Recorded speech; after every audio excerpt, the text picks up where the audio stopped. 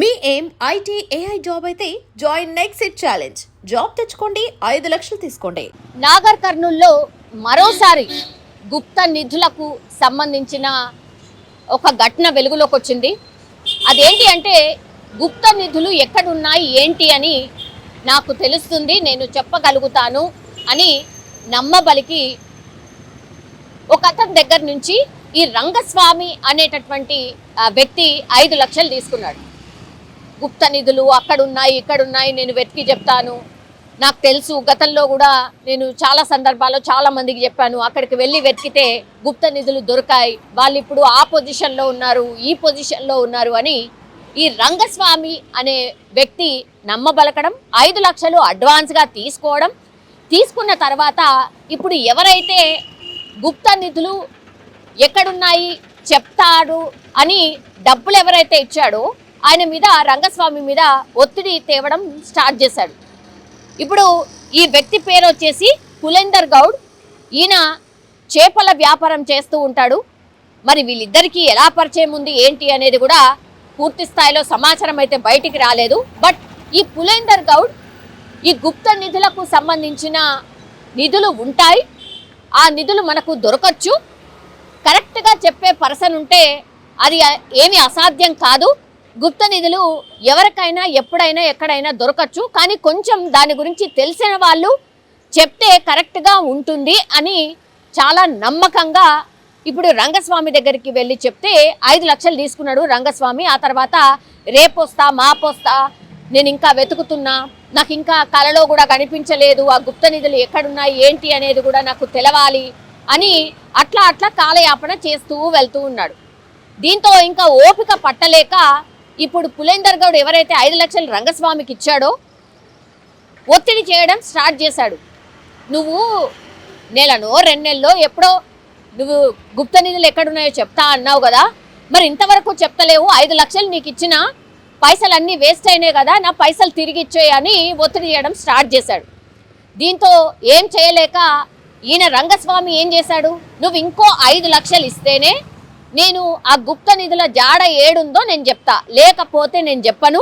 చెప్పకపోగా పులేందర్ గౌడ్కి బెదిరించాడు రంగస్వామి. ఏమని అంటే, ఓ స్వామీజీకి నేను చెప్పి ఆ గుప్త నిధులు ఎక్కడైతే ఆ చోటు ఉందో వాటన్నిటినీ కూడా భస్మం చేయిస్తా అనేటువంటి మాట చెప్పిండు. ఆల్రెడీ 5 లక్షలు ఇచ్చుకున్నాడు, ఇంకో 5 లక్షలు డిమాండ్ చేయడమే కాకుండా రంగస్వామి ఉల్టా పులేందర్ గౌడ్ ఆయనని బెదిరించడం స్టార్ట్ చేశాడు. నువ్వు ఒకవేళ ఇంకో 5 లక్షలు ఇవ్వకుంటే పూర్తి స్థాయిలో ఈ గుప్త నిధులు ఎక్కడైతే ఉన్నాయో వాటన్నిటిని కూడా ఒక స్వామీజీతో నేను భస్మం చేయిస్తా అని బెదిరించడంతో ఇంకా పులేందర్ గౌడ్కి కోపం తారస్థాయికి చేరుకుంది. యాక్చువల్లీ గుప్త నిధులు అనేదే అసలు ఒక మూఢనమ్మకమా? అసలు అట్లాంటివి తెలిస్తే ఆయన్నే వెళ్ళి తవ్వుకొని తీసుకుంటాడు కదా. ఇంకా వేరే నమ్మకాలు కూడా ఉన్నాయి. ఈ గుప్త నిధులు ఒకవేళ తీసేటప్పుడు ఆ తీసిన వ్యక్తి చచ్చిపోతాడనో, లేకపోతే ఆ కుటుంబం ఇంకేదో అవుతుందనో, ఇట్లాంటివి కూడా చాలా ఉన్నాయి. అందుకని గుప్త నిధులు ఉన్నాయని చాలామంది నమ్ముతారు, కానీ వాళ్ళు వెళ్ళి వెలికి తీయరు. ఎవరినో ఇప్పుడు రంగస్వామి లాంటి పర్సన్ని ఇన్వాల్వ్ చేస్తూ వాళ్ళ ద్వారా తీసుకుంటారు. ఇప్పుడు ఈ స్టోరీలో కూడా అదే జరిగింది. నాగర్ కర్నూలుకి సంబంధించిన ఈ ఇన్సిడెంట్ బయటకు ఎందుకు వచ్చిందంటే, ఇప్పుడు ఇలాగే రంగస్వామి అట్లనే చేస్తున్నాడు, ఇంకా నన్ను బెదిరిస్తాడా అని పులేందర్ గౌడ్ కోపం పెంచుకొని ఇంకో 4గురితోని కలిసి రంగస్వామిని దావతుంది రా, నేను ఇక్కడ నిన్ను కలుస్తాను అని రంగస్వామిని దావత్ పేరు మీద పిలిపించడం జరిగింది. ఇప్పుడు పులేందర్ గౌడ్తో పాటు ఇంకో 4 స్నేహితులు కూడా ఆ దావత్లో పాల్గొన్నారు. దీంతో ఆల్రెడీ పథకం ప్రకారమే ఖచ్చితంగా రంగస్వామిని చంపాలి అని పులేందర్ గౌడ్ డిసైడ్ అయ్యింది.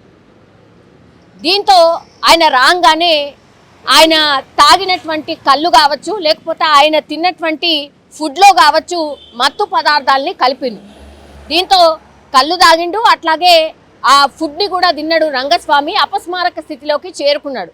దీంతో దగ్గరలో ఉన్నటువంటి అటవీ ప్రాంతం ఏదైతే ఉంటుందో ఆ అటవీ ప్రాంతంలోకి తీసుకువెళ్ళి అది పూర్తిగా ఒక మామిడి తోటలోకి తీసుకువెళ్ళిన తర్వాత ఇనుప రాడ్తోనే రంగస్వామి నెత్తిపైన కొట్టి ఆల్రెడీ ఎక్కడైతే అతన్ని పాతి పెట్టాలో గుంట కూడా తవ్వి పెట్టుకున్నారు పథకం ప్రకారం. ఈ నలుగురు ప్లస్ పులేందర్ గౌడ్ వీళ్ళందరూ తీసుకెళ్లి ఈ రంగస్వామిని పూర్తి స్థాయిలో తల మీద కొట్టిన తర్వాత రాడ్తోని ఆ తర్వాత ఆ గుంటలో వేసేసి కప్పి పెట్టేసినటువంటి సిచ్యువేషన్ అయితే కనిపించింది.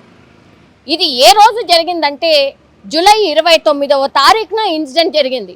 29వ తారీఖున ఈ అంటే పులేందర్ గౌడ్ రంగస్వామిని కలుద్దాం రా అని పిలిపియడం, ఆ ఫ్యామిలీకి కూడా ఇప్పుడు ఈ రంగస్వామి ఫ్యామిలీకి 2 కొడుకులు, ఒక కుమార్తె, అట్లాగే భార్య ఉన్నారు. వాళ్ళ ఫ్యామిలీకి ఇప్పుడే వస్తా అని చెప్పి వెళ్ళినటువంటి వ్యక్తి ఇప్పటి వరకు అంటే నిన్నటి వరకు కూడా రానటువంటి సిచ్యువేషన్. దీంతో 3-4 రోజులు తెలిసిన వాళ్ళ దగ్గర రంగస్వామి కుటుంబ సభ్యులందరూ కూడా ఫోన్ చేయడం, వెతకడం ఇదంతా కూడా చేసిండ్రు. అయినా సరే దొరకకపోవడంతో మొన్న ఆగస్టు 3వ తారీఖున పోలీస్ స్టేషన్లో ఫిర్యాదు చేసిండ్రు. వెతుకుతూ ఉండగా ఎందుకో మరి డౌట్ వచ్చింది ఈ పులేందర్ గౌడ్ మీద. ఎందుకంటే ఈ డబ్బుకు సంబంధించిన లావాదేవీలు ఫ్రీక్వెంట్గా పులేందర్ గౌడ్తో రంగస్వామి మాట్లాడడం ఇదంతా భార్య చూసింది కాబట్టి పోలీసులకు ఇన్ఫర్మేషన్ అయితే ఇచ్చింది. దీంతో పులేందర్ గౌడ్ని పిలిపించి మాట్లాడినప్పుడు పోలీసులు తమదైన స్టైల్లో విచారణ చేసినప్పుడు అసలు విషయాన్ని ఒప్పుకున్నాడు పులేందర్ గౌడ్. అట్లాగే 4 నిందితులను కూడా ప్రస్తుతం అదుపులోకి తీసుకొని ప్రశ్నించినప్పుడు ఎక్కడ ఏం చేశావు అని అడిగినప్పుడు ఎక్కడైతే ఈ మామిడి తోట దగ్గరలో ఉన్నటువంటి మామిడి తోట ఎక్కడైతే ఉందో అక్కడికి వెళ్ళి హత్య ఎలా జరిగింది, ఎప్పుడు జరిగింది, ఏ రోజు జరిగింది అనేది పూర్తి స్థాయిలో ఇన్ఫర్మేషన్ ఇవ్వడంతో అక్కడికి వెళ్ళి చూసేసరికి ఇప్పుడు రంగస్వామి డెడ్ బాడీ దొరికినటువంటి సిచ్యువేషన్. కేవలం గుప్త నిధులు ఉన్నాయి అని ఒక మూఢనమ్మకంతో పూర్తిగా ఒక కుటుంబాన్ని అల్లకల్లోలమే చేయడమే కాకుండా ఒక పర్సన్ని చంపినటువంటి సిచ్యువేషన్. సో గుప్త నిధుల వేట మరోసారి ఒక నిండు ప్రాణాన్ని బలి తీసుకుంది అనుకోవచ్చు. అట్లాగే రంగస్వామిది తప్పు లేదా అంటే మరి రంగస్వామిది కూడా తప్పే. అంటే హత్యకు గావించబడ్డ వ్యక్తిది కూడా తప్పే. బికాస్ అసలు గుప్త నిధులు ఉన్నాయని రంగస్వామి ఎట్లా చెప్పగలుగుతాడు, పులేందర్ గౌడ్ అసలు ఎట్లా పైసలు ఇచ్చి ఎట్లా నమ్ముతాడు? సో ఇద్దరిది తప్పే. సో పూర్తి స్థాయిలో ఈ కేసు విచారణ చేపట్టినటువంటి పోలీసులు అయితే ప్రాథమికంగా కొన్ని ఆధారాలు సేకరించారు. అండ్ ఇప్పుడు రంగస్వామి డెడ్ బాడీని అయితే తీయగలిగారు. కానీ ఈ కేసులో మరి న్యాయం ఏంటి, ఎవరికి అన్యాయం జరిగింది అనేది కేసు విచారణ పూర్తి స్థాయిలో జరిగిన తర్వాత పోలీసులు అయితే తేల్చే పరిస్థితి అయితే కనిపిస్తోంది.